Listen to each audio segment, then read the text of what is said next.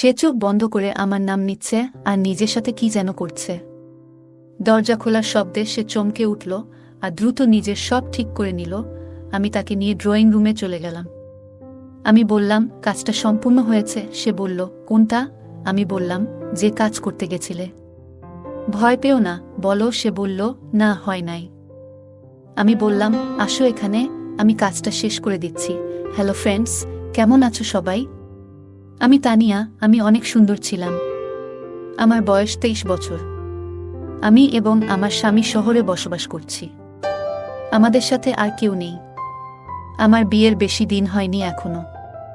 আমার স্বামীর অনেক টাকা পয়সা ছিল, তাই তার সাথে আমার বিয়ে হয়েছিল। আমি আমার স্বামীকে এত পছন্দ করতাম না। সে দেখতেও তেমন ভালো না ছিলেন, আর সে রোমান্টিক ছিলেন না। আমার বাসার কাজ করতে অনেক বিরক্ত লাগত। তাই একদিন আমার স্বামী বাসার কাজ করার জন্য একটি ছেলে নিয়ে আসে। ছেলেটি প্রায় আমার বয়সের হবে এবং সুন্দর ছিল। সেদিন যখন কাজের ছেলেটিকে বাসায় নিয়ে আসে, তখন আমি একটি শর্ট প্যান্ট আর একটি শর্ট জামা পরেছিলাম। কারণ বাসায় কেউ না থাকার কারণে আমি সব সময় এসব পরে থাকি। যখন ছেলেটিকে নিয়ে আসে, সে আমাকে দেখে হাঁ করে থাকে এবং আমিও তার দিকে তাকিয়ে থাকি। একটু পরেই আমি দৌড়ে গিয়ে জামা চেঞ্জ করে আসি। ছেলেটিকে আমার ভীষণ পছন্দ হয়েছিল। তারপর আমার স্বামী আমাকে বলল যে আজ থেকে ছেলেটি বাসার সব কাজ করে দিবে, তোমাকে আর কাজ করতে হবে না। আমি অনেক হ্যাপি ছিলাম, কারণ ছেলেটাকে আমার ভীষণ ভালো লাগছিল। আর আমি তো আমার মনের অনেক বাসনা আমার স্বামীকে দিয়ে পূরণ করতে পারি না। আর শুধু টাকা পয়সা থাকলেই তো আর সুখে থাকা যায় না, কারণ আমার স্বামীও আমাকে তেমন সুখে রাখতে পারেনি ওসব দিক থেকে। আমি তাকে এসব কখনো বলিনি, কারণ তাহলে সে আমাকে পরবর্তীতে সন্দেহ করবে। কারণ আমি অনেক আগ থেকেই মনে মনে কাউকে খুঁজছিলাম, যা আজকে আমার স্বামী না বুঝে নিজেই এনে দিয়েছে। আমি এই ছেলেকে আমার প্রেমের জালে যেভাবেই হোক আমি তাকে জোড়াবই। তারপর তাকে আমার সাথে পরিচয় করিয়ে দেওয়া হলো। তার নাম ছিল প্রকাশ। তাকে আমার সাথে পরিচয় করিয়ে দিয়ে আমার স্বামী কাজে চলে গেলেন। তারপর আমি আমার রুমে গিয়ে ড্রেস পরিবর্তন করে আবার শর্ট ড্রেস পরে এসেছিলাম, যেন খুব তাড়াতাড়ি তার সাথে ঘনিষ্ঠ হতে পারি। তাই আমি তাকে আমার রান্নাঘর দেখালাম। কথায় কি রাখা আছে?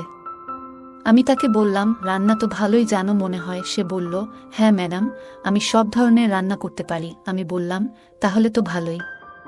এখনই রান্না করা শুরু করে দাও, দুপুরে আমার স্বামী খেতে আসবে। আজ থেকে তোমাকেই এই বাসার সবকিছু করতে হবে। আমি তার পাশেই ছিলাম, তার রান্না করা দেখছিলাম। লক্ষ্য করলাম মাঝে মাঝে সে আমার দিকে তাকিয়ে কি যেন দেখছে। এভাবেই কয়েকদিন কেটে গেল। একদিন আমার স্বামী কাজে চলে গেলে আমি তার সাথে রান্নার কাজে একটু সাহায্য করছিলাম। সেই সুযোগে সে আমার দিকে চেয়েছিল, তবে খেয়াল করেনি যে আমিও তাকে দেখছি। তখন আমি শর্ট জামা পরেছিলাম। আমি ইচ্ছাকৃতভাবে তাকে আরও দেখার সুযোগ করে দিচ্ছিলাম, যেন সে থাকতে না পারে। আমি লক্ষ্য করলাম কিছুক্ষণ পরে সে বাথরুমে চলে গেল। বেশ কিছুক্ষণ হলো সে আসছে না, তাই কৌতূহলবশত তাকে ডাকতে গেলাম।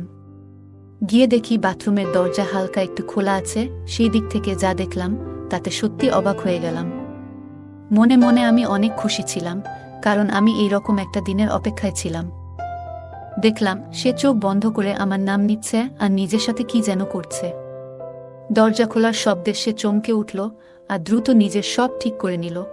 আমি একটু রাগান্বিত হয়ে তাকে বললাম, তুমি আমার নাম বলে কি করছো শুনি? সে লজ্জা পেয়ে বলল, কই না, আমি কিছু করছিলাম না। আমি বললাম, তাহলে ওটা বের করে মজা নিচ্ছিলে কেন? সে লজ্জায় কিছু বলল না। আমি তাকে জিজ্ঞাসা করলাম, আমাকে কি তোমার ভালো লাগে? সে বলল, জি ম্যাডাম, অনেক ভালো লাগে। আমি তাকে নিয়ে ড্রয়িং রুমে চলে গেলাম। আমি বললাম, কাজটা সম্পূর্ণ হয়েছে। সে বলল, কোনটা? আমি বললাম, যে কাজ করতে গেছিলে। ভয় পেও না, বলো। সে বলল, না, হয় নাই। আমি বললাম, আসো এখানে, আমি কাজটা শেষ করে দিচ্ছি। প্রথমে সে আসতে চাইল না, কিন্তু আমি একটু রাগ করে তাকে পাশে নিয়ে আসলাম। সে একটু বোকা ধরনের ছেলে ছিল, এজন্যই তাকে আরও বেশি পছন্দ করতাম। তারপর আমি তার কাছ থেকে বের করে নিয়ে অনেক ভালোবাসা দিতে লাগলাম। আমি তারটা দেখে অনেক খুশি ছিলাম, কারণ সেটা আমার স্বামীর থেকে অনেক ভালো দেখাচ্ছিল। আমার এই রকম করা দেখে সে বলল, আমার বিশ্বাস হচ্ছে না যে আমি আসলেই আপনাকে এত কাছে পাবো। আমি বললাম, তাহলে বলো দেখি, সত্যি কি আমাকে ভালো লাগে? সে বলল, হ্যাঁ অনেক। আমি তখনও তাকে ভালোবাসা দিচ্ছিলাম এবং এক পর্যায়ে সে তার কাজ শেষ করে ফেলে।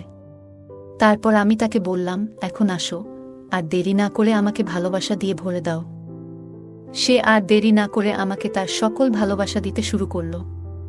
আমার এত ভালো লাগছিল যে তা বলার মতো না। আমি মনে মনে ভাবছিলাম যে তাকে পছন্দ করে ভুল করিনি। সে আমাকে আসলেই অনেক ভালোবাসে, তা তার ভালোবাসা দেওয়ার ধরনেই বুঝতে পারলাম।